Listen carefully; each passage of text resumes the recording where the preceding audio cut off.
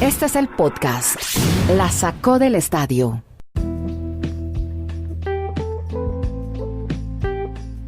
Llegamos al episodio 234 de este Geopodcast de Por Streaming. Lo hacemos desde Chile, Estados Unidos y Colombia con Kenneth Garay, Dani Marulanda y Andrés Nieto Molina. Hoy hay muchos temas para hablar. Estaremos hablando de cómo evoluciona la Bundesliga. Hay historias, más que los resultados y las posiciones donde ya domina el Bayern. Hay historias sobre la Bundesliga. NASCAR nuevamente tuvo actividad este fin de semana. El documental de Lance Armstrong que se presentó ayer, su segundo y último capítulo. Entraremos en detalles más adelante. Los deportistas más ricos según la revista Forbes. Pero ¿por qué llegó un tenista a ser el número uno? Ya les contamos quién es. Estaremos hablando del futuro de Lionel Messi, la contrapropuesta de los peloteros de la Major League Baseball. Y por ahora vamos a iniciar con la noticia en el mundo. Bueno, dos noticias muy importantes. El lanzamiento de la nave El Dragon, el X-Space, que llegó a la Estación Espacial Internacional. Hace 9 años Estados Unidos no enviaba tripulación con 2 astronautas al espacio. Esto es un paso, es parte de un proceso que está llevando una compañía privada, la de Elon Musk. Tesla la va a llevar con la NASA para llevar más adelante hombres hacia Marte, hacia un planeta Marte. Pero la otra noticia tiene que ver con los desórdenes, las marchas, las protestas, la violencia en 21 estados de los Estados Unidos. Y obviamente el deporte está vinculado al tema. Por eso creo que no está pasando buenos momentos en estos días Estados Unidos. Y desde allá saludamos a Kenneth Garay. A propósito, nos oyen en el área triestatal por Mundonet Radio en Nueva York, New Jersey y Connecticut, radio online y a través de todas nuestras plataformas de podcast. Un abrazo, Andrés, a usted y a todos. Hoy lunes, iniciando mes e iniciando semana y con una situación caótica que se vive en diferentes ciudades de los Estados Unidos. Hombre, sí permea el deporte. ¿Y de qué forma? Y hay muchas manifestaciones de las que Dani ya nos va a hablar justamente en la NFL y con los entrenadores, las minorías de los entrenadores del fútbol americano. Dani, los saludamos con esa información en el municipio, la ciudad del Retiro, en Antioquia, Colombia. ¿Cómo anda? Abrazos, Andrés, muy bien para acá, otra semana comenzando este maravilloso podcast. Y bueno, yo quiero enfocarlo en este tema de las marchas, de esta situación dramática que se vive por el tema de discriminación en Estados Unidos, en el tema del deporte, porque la comunidad afroamericana es muy importante, hay mucha relevancia con respecto al deporte. Recordar que George Floyd en su época colegial tuvo actividad jugando fútbol americano como una ala cerrada. Y hoy vemos actualmente que en la NFL solo hay 4 entrenadores que corresponden a minorías, 3 afroamericanos y un latinoamericano o de ascendencia latina, que es Brian Flores, nacido en Honduras, negro también de raza. ¿Ese es de dónde? ¿De San Pedro Sula? ¿De dónde es Brian? Él nació en Brooklyn, ¿no? Pero sí, ok. Son los padres, son la familia, son ancestros de ascendencia. Bueno, y los otros son Anthony Lynn, el entrenador de los Chargers, Mike Tomlin, el de los Steelers de Pittsburgh, y también Marco Rivera, que es el coach del equipo de los Washington Redskins con ascendencia latinoamericana. Pero Brian Flores ya ha puesto comunicados oficiales dándole apoyo a esta situación, sobre todo para su comunidad negra. Pero hay algo bien llamativo ahí en ese comunicado que él ha expresado, y es: hasta que no sean escuchadas las protestas, esas situaciones se van a seguir viviendo. Él no está promocionando la violencia ni el vandalismo, pero sí que por favor sean escuchados. Y el otro detalle que más me llamó la atención fue de un exsecretario de prensa de la Casa Blanca que le recomendó al dueño de los Minnesota Vikings que por qué no contrataban a Colin Kaepernick para la NFL, para este equipo de Minnesota, que, como hemos explicado Andrés y Kenneth, ha sido uno de los líderes del activismo en toda esta causa de la NFL. El hombre que se arrodillaba cuando sonaba el himno de los Estados Unidos en los partidos de fútbol. Jugaba en 49ers, ¿verdad? Correcto. Jugaban los 49ers de San Francisco. Allí llegó hasta un Super Bowl. Estuvo en el Super Bowl de los hermanos Harbaugh. Jim Harbaugh por un lado, John Harbaugh por el otro, y lo ganaron los Ravens de Baltimore de John Harbaugh en un muy buen Super Bowl en el cual estuvo a punto Kaepernick de protagonizar un repunte impresionante, pero se quedó corto. Como detalle, hoy se iba a lanzar 1 de junio el juego de NFL, el popular Madden, y la portada es Lamar Jackson, que es también afroamericano, de Baltimore, de los Ravens, y en ese momento, digamos, se ha quedado en suspenso ese lanzamiento de ese videojuego por todo lo que se está viviendo en Estados Unidos, obviamente. Mire, para seguir haciendo un paralelo, protestas, marchas, Latinoamérica, lo que ocurre hoy en Estados Unidos, los jóvenes han tenido una activa participación como activistas y más los deportistas. Mire lo que pasó en la Bundesliga este fin de semana. Jóvenes que además no pasan de los 22 años. Jadon Sancho, que juega en el Borussia Dortmund, tiene 20 años, de la selección inglesa, hizo 3 goles, ¿no? Ayer ganó el Borussia, le ganó al Paderborn. Y se quitó la camiseta, en una le sacaron tarjeta amarilla, porque la camiseta que tenía dentro de la oficial tenía un letrero escrito a mano diciendo justicia para George Floyd. Otro futbolista, Thuram, el jovencito, el hijo de Liam Thuram, ¿se acuerdan? Aquel jugador el hijo de Liliama, aquel que salió campeón en el 98, ahora juega en el Borussia Mönchengladbach, ese muchacho Marcos. Se llama Marcus, exacto, tiene 22 años, se arrodilló, se plantó con el brazo derecho en su muslo derecho, la rodilla izquierda sobre el césped, bajó la cabeza, flexionó y obviamente salió publicado en redes sociales un aviso que decía no se necesita explicación. El volante del Schalke, Weston McKennie, también tenía una cinta, un brazalete donde decía justicia para George. Se lo debe tener en su radar Kenneth Garay. ¿Tiene? Claro, lo seguimos mucho aquí en los Estados Unidos a McKennie. Es uno de los que genera gran expectativa en torno a la selección de los Estados Unidos y lo que puede hacer de aquí en adelante.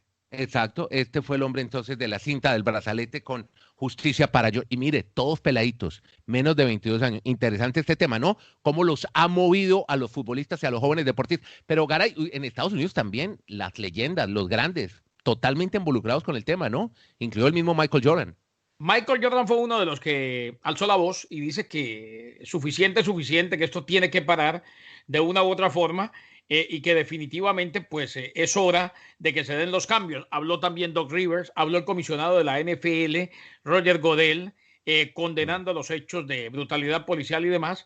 Y de aquí en adelante, pues Andrés, son muchas las figuras. Hablábamos, por ejemplo, de Jaylen Brown, el jugador de los Celtics de Boston que manejó desde Boston hasta Atlanta, unas 17, 20 horas aproximadamente, para dirigir una protesta, la transmitió en su cuenta del Instagram. O sea, hay mucha gente que sí ha hecho lo que tiene que hacer, protestar de manera pacífica, pero protestar. Son los delincuentes los que se filtran, los que de una u otra forma entran en acción cuando la gente está protestando y terminan pues generando esa desbandada o esa inestabilidad. Vamos a hablar de los deportistas que tuvieron más ingresos en el último año según la revista Forbes. Y tenemos a un hombre, un tenista que nunca había sido número 1, pero Dani Marulanda tiene detalles sobre esta encuesta, esta estadística que hace anualmente este semanario. Cuéntenos, Dani. Así es, Andrés. Normalmente Forbes hace al balance de mitad de año, comprendiendo desde el 2019 hasta este 2020, de junio a junio, todas las temporadas, las ganancias de los deportistas, no solo por su deporte, sino por contratos de publicidad y diferentes rubros. Lo que sorprende en esta vez es que durante el fin de semana que dieron a conocer el listado, es la primera vez que un tenista es el que tiene más ganancias, y es Roger Federer, como usted lo ha manifestado. No me diga, primera vez, Dani, primera vez que Federer encabeza esta encuesta. Y no solo Federer, primera vez que un tenista, nunca un tenista había llegado a ser el número 1 en cuanto a ganancias durante una temporada completa. Le suman en total 106.3 millones de dólares entre lo que ganó por los torneos de la ATP más sus contratos publicitarios. Y luego están en el top 3 Cristiano Ronaldo, que aparece con 105 millones, y luego lo sigue Leo Messi con 104. Y yo creo que aquí van a surgir muchas preguntas, Kennedy, Andrés, porque todos estamos, por así decirlo, consternados con el contrato que tiene Saúl El Canelo Álvarez en el boxeo, pero tal vez esas peleas no se toman en cuenta el tema del mercadeo, de lo que genera en otro rubro. Por eso, exacto, no le da para estar en el top 10. No llega ni siquiera al top 10. Es que yo me acuerdo que María Sharapova, por ejemplo, en su época, cuando jugaba, creo que todavía está en este ranking, ella no ganaba nada y le iba muy mal. Exacto. Ya al final bajó mucho su rendimiento deportivo, pero a punta de contratos publicitarios siempre se metía entre las 2 primeras. Y es eso, la publicidad. De pronto... ¿Será Kennedy de problemas de manager que no le consiguen buena publicidad al Canelo? Claro que teniendo semejante mercado el mexicano-americano, ¿no? Me da la impresión de que hay algunos datos que se obvian o que todavía no han salido a la luz pública, ¿no? Porque pasó a ser el boxeador que más gana, o sea, 300 millones, 2 peleas al año, 10 peleas en total. Con DAZN, por alguna razón que no entendemos, no está ahí. Pero definitivamente hay 2 caras en el mundo del boxeo en el día de hoy. Y una de ellas es precisamente el Canelo Álvarez. Comentar el basquetbolista que más dinero hace en esa temporada es LeBron James, pero en el total figura quinto. Mira vos. ¿Quinto LeBron? Yo pensaría que estaba más adelante, ¿no? Quinto Increíble. en total, pero es el primero de los basquetbolistas. Y Tiger Woods también aparece en el top 10, pero en el puesto número 8. Solo 62 millones, decimos que solo porque él llegado a tener en la primera década de este siglo ganancias que superaban incluso los 100 millones de dólares por temporada. Y el tercero, que me llama mucho la atención, que es que el jugador de la NFL que más dinero acumuló, según este listado de Forbes, es Kirk Cousins, el quarterback de Minnesota, que realmente no es una gran figura, pero eso sí, le firmaron por 60.5 millones de dólares en cuanto a contratos y algunos temas de publicidad, y por eso figura como el de más dinero de la NFL. ¿Un poco inflado el contrato o qué? No, yo creo que fue que le tocó por rotación y es quarterback. Es que es tan necesario, hace tanta falta en cualquier equipo un quarterback de calidad, que Cousins, que ha tenido unas buenas, sobre todo la última temporada, y antes había tenido unas de cal y otras de arena cuando estaba con los Redskins de Washington, pues se cotizó y también pues el momento en el que se lleva a cabo la lista, firmó ese contrato, ¿no? Sí, ¿Se imagina cuando Patrick Mahomes firme el nuevo contrato con los Chiefs? No, pero eso depende, se aparece en la publicidad también. Eso es un complemento. Bueno, en la lista... Los vamos a ver en los cereales, los vamos a ver en todo Patrick todos Mahomes. lados, todas las cervezas, todos los Doritos, todo. Bueno, óigame, a propósito, oí en esa lista un hombre que dijo este fin de semana una frase: la vida no volverá a ser lo mismo después del coronavirus. Y estamos hablando de un personaje que ya mismo va a hablar, Kenneth Garay, del que nos tiene noticias, uno de los más grandes. ¿Quién es, Kenny? Leo Messi, mi estimado Andrés. Es que vea, ustedes se acuerdan que un día vine y les dije acá, empieza el mes de mayo, y el mes de mayo significa que el silencio de Messi es oro puro en Barcelona. Si Messi no hablaba, quedaba garantizado que como mínimo va hasta el 2021. Pues sigue en el Barcelona, no habló, no dijo nada, no hizo válida su cláusula de traspaso, y al no hacer uso de la cláusula en el contrato que había firmado en noviembre del 2017, le permitía abandonar el club esta cláusula este año sin abonar ninguna penalización, siempre que lo comunicase oficialmente antes de acabar el mes de mayo. Al no hacer uso de la cláusula, se queda como mínimo hasta el 2021, así pues que como mínimo hasta el año entrante. Y claro, ahora la intención de José María Bartomeu es dejar finiquitado el asunto de la renovación, que es precisamente lo que necesita el Barcelona, que venga la renovación a largo plazo, pero al quedarse callado en mayo, se queda mínimo un año más con el Barça. Podcast La Sacó del Estadio. En Twitter, @La Sacó Podcast.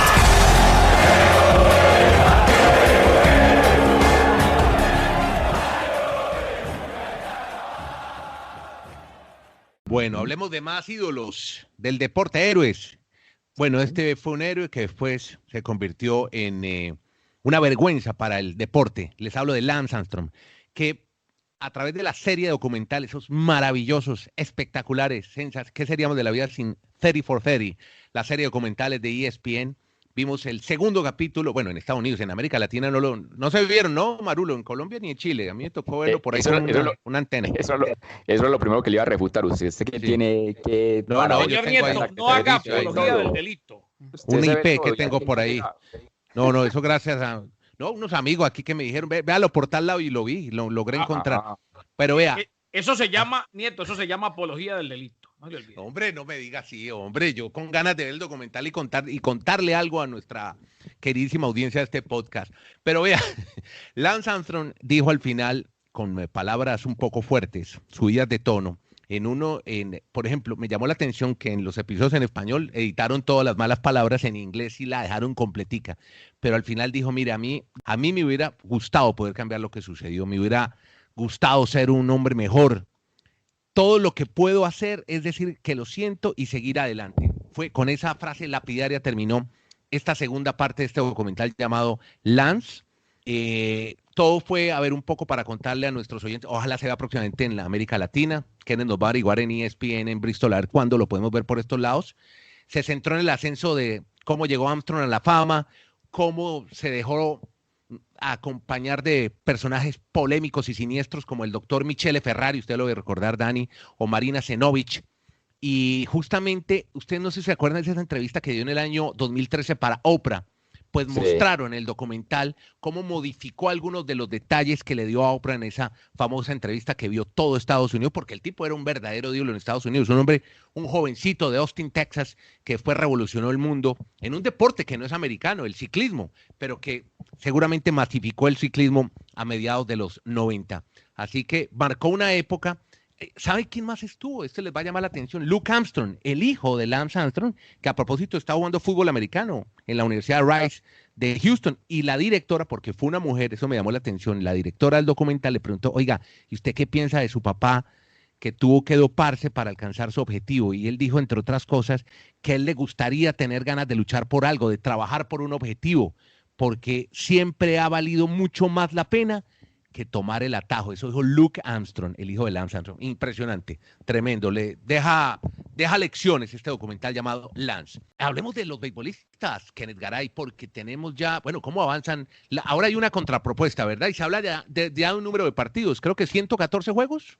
Exactamente, Andrés. El sindicato de peloteros propuso calendario de 114 juegos de campaña regular, o sea, un incremento a los 82, habían planteado oficialmente 82, pero sin recortes salariales adicionales, fuera del acordado en marzo pasado. El día inaugural de la campaña postergada por el coronavirus sería el 30 de junio y la campaña o temporada regular finalizaría el 31 de octubre, o sea, 5 semanas después de la fecha del 27 de septiembre que la propuesta de Major League Baseball había mantenido en su calendario original. El sindicato ofreció la flexibilidad de programación para incluir más dobles carteleras.